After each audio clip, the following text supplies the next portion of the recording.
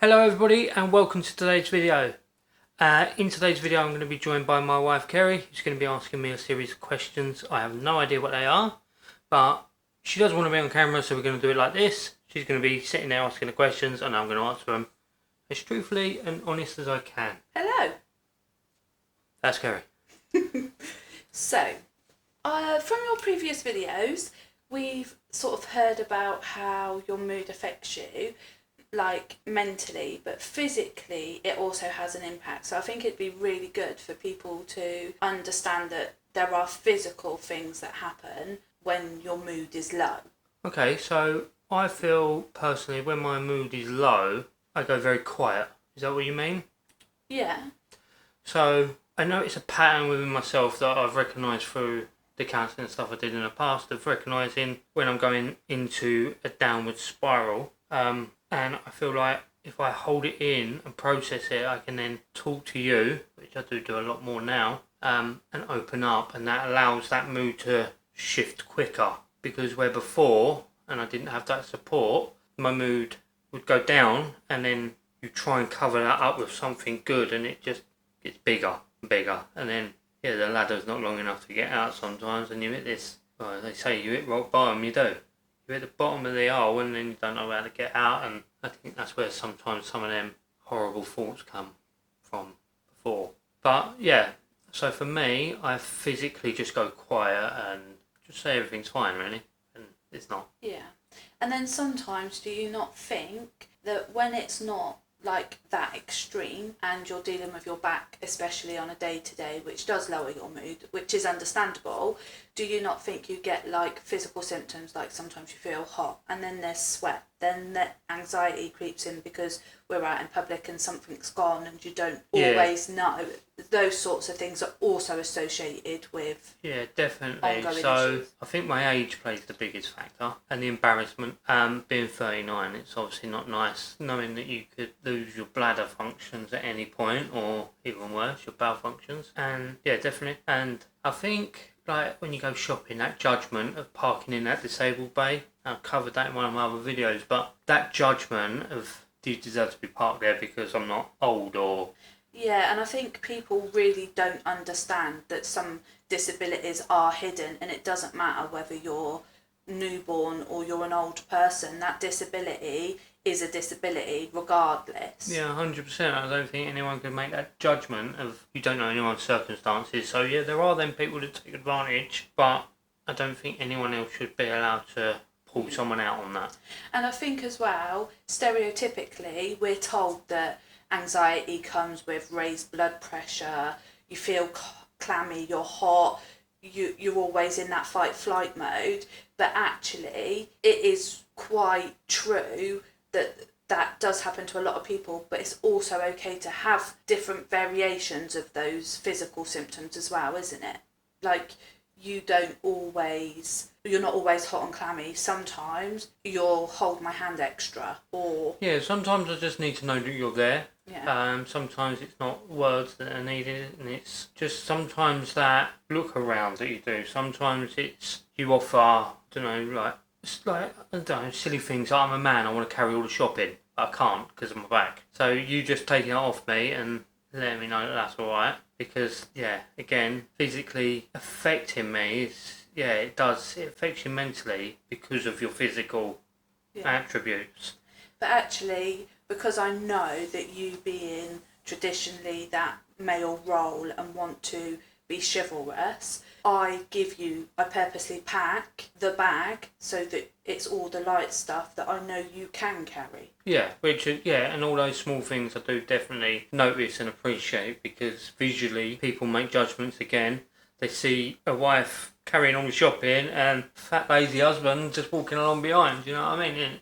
I'd have a few words to say about that. Yeah, but I know that's horrible, but people do have those judgments. Yeah, of course. Like, that they see something and they instantly want to pick the negative out of it. So, moving on from that, I know that you really advocate for this. So, how and what do you do to change your mood? I know that sometimes is hard, which is normal. Definitely. It's definitely hard to change your mindset. If anyone could change their mindset just like that, they would. No one would have mental health. But for me, I notice little things. So just by going to have a shower, I can change that. Just going for a walk can change that. But listening to someone else's opinion and not being stubborn is probably the best remedy, 100%. Talking is powerful, isn't it? Oh, yeah. Problem shared is problem halved. Yeah. And I think that's, if, like, I don't know how you feel, but for you people out there, that if you haven't heard from someone that you love for a while, just reach out and ask them if they're okay. Because sometimes that's enough. Honestly, that's just enough. So if someone says to you, you okay? All right. Yeah. Or you don't need to... Yeah. As they say in Oxford, what you at? Drop a comment down below if you think that that's normal. Because I don't. Well, where was we? What you at? Yeah, that's it. Just... They might not need to answer, just say, just let you know I'm here for you if you need me. And sometimes, obviously, my background is different, as in I've worked with vulnerable people, children, young adults. Actually, sometimes just I'm thinking of you rather than a question, because actually some people, if they're in a rut, find it tricky, don't they, to answer, am I okay? Because when you're not and you don't want to upset someone, sometimes I'll just say to you, I think I'll be alright, or thinking of you. That's like in one of my old videos. I made a video that was stitched with an American guy that sat in his car, and it was the word I'm fine. If someone goes, how are you? The word would come up stressed out, but I'm fine. A man says, I'm fine. When really it's that saying as well, it's okay not to be okay, but there's no shame in it. Yeah, and I think that's what people with poorer mental health need to, it just needs to be recognised that it's not just men's mental health or children's mental health or menopausal women's mental health, that it's okay just not to be okay, regardless of who you are, where you're from and stuff like that. It's really paramount just to be not okay. Well, yeah, and mental health is like, it's almost like the dreaded C. It doesn't take any victims. It doesn't care whether you got money, doesn't care whether you are, I don't know, the best looking person in the world. Like, if it creeps in, it creeps in. It's an illness. And I think because a lot of celebrities are talking about it now, more and more people are standing up, but there is still that stigma around men should just man up. Men shouldn't cry. Men shouldn't talk about their emotions when, sorry, but that's talking about it. I know, talking to you, I know from the past where not talking about things got me. I'll quite happily tell you everything, because I think that's the best thing anyone can do. Well, and on the receiving end, you can't help somebody unless you start to know even the minutest little bit of what they're thinking and feeling, and because you can't always remedy it, but talking about it doesn't always seem such a burden inside the person who is suffering. Yeah. Sometimes. Obviously, it's not fixed for all, but definitely talking is strong.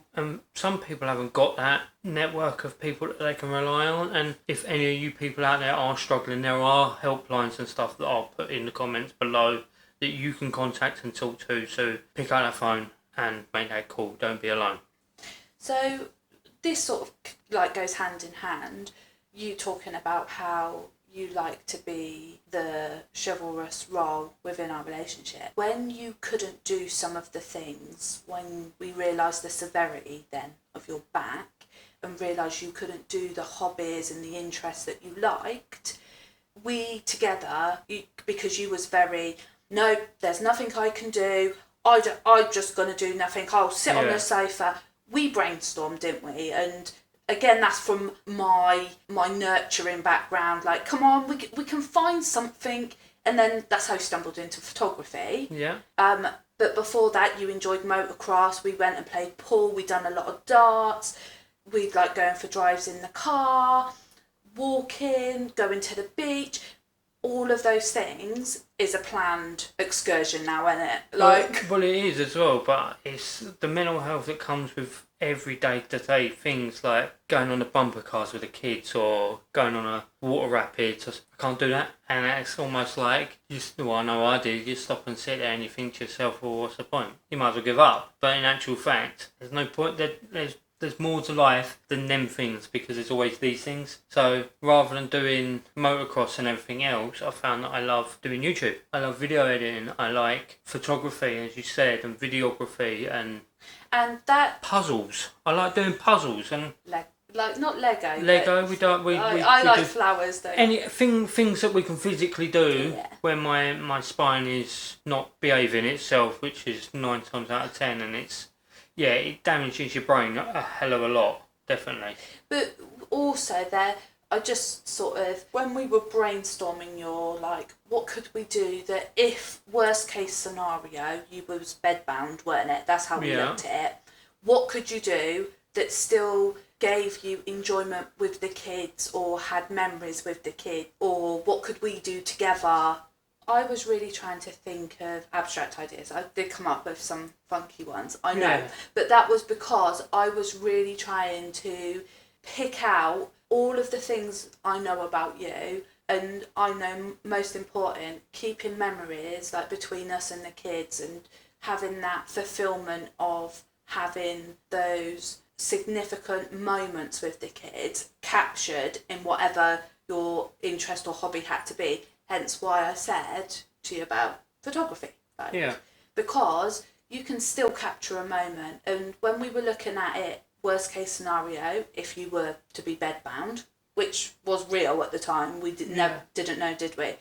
Actually, I could have took photos, you could have edited them if you wanted some outside ones, worst case scenario, or I could have took you for walks, or however it, like, life panned out, it was something you could do if you couldn't move your legs, weren't it? Yeah, and I think that you helped me open up to the idea of if I was in a wheelchair, does it really matter? It doesn't really matter, and I think my coping mechanism with that was laughter, and I still do it now. If I have an accident with my bladder or anything like that, I like to be in control of that laughter. Yeah, you try to own it, don't you, with your laughter? Because then people around me are aware of what's going on. Yeah, I'm not necessarily embarrassed as much. I still cry to you, don't I? I still cry about it, because like when I come out of hospital and stuff, I won't be able to pick up my daughter who's going to be 5. I won't be able to pick her up, but you will pick her up and put her on a sofa next to me, and it's all those little things you don't realise that affect you do. Yeah. And it's little things like how our roles have changed. Like, we loved cooking together, didn't we, originally? And now you're just the guinea pig with recipes. I like to eat the food now, so... Yeah. But what I'm getting is that no matter how bad a situation is, you can always find new hobbies, interests, you can learn new things, keep your mind active. And yeah, and I think, and on that note, I think it's important for everybody to realise out there that sometimes you hit a roadblock in life where maybe you can't do something anymore, but there is always something else that you can do. And you might prefer it. Yeah. I'd never ever thought for a million years that I would fall in love with photography or videography. Definitely not YouTube. I've been doing YouTube for a month now, and already found it's having a positive impact on my life. I do a lot of shorts, as you've been helping me with some quotes and some phrases that on a day-to-day basis of mental health awareness. I'm going to chuck a few more positive ones in there, but that wasn't me recommendation. Yeah, that was your recommendation, and she's very good at English. So obviously, with my Essex background, English isn't my strong forte. So you bringing out the best in the words, and I think we're gonna build the channel up to a point where it's not about sympathy. It's not about like, look at me, I've made it. That sort of thing. Man. Yeah, it's nothing like that. It's I want to be here for you guys to talk to if you need to, or reach out to Kerrie because she's great at listening. The email address and everything will be down below. I think what's important for both of us is that if one person's life is saved or helped even, or just a different mindset has determined the path that's taken, I think that's all that we're after, really, isn't it? Yeah, definitely. And we will get her on camera at some point. But obviously, being the first one, we only thought it was right that Kerrie interviewed me. I have got some other interviews being lined up with a very old friend of mine who's a war veteran, so he's got some very good background stories on mental health around PTSD, so make sure you listen out for that one in the future. We've got several pipelines, and we just hope that we can get that message across to as many people, just so even just one person feels special. I think we're all done. I think this podcast was short, sweet, and we're just going to see how it goes from here, really. So if you did like it, make sure you drop us a comment. If you do want to subscribe, make sure you do that. And with all that said, I'm Anthony. I'm Kerrie. And this is Anthony Speaks Up.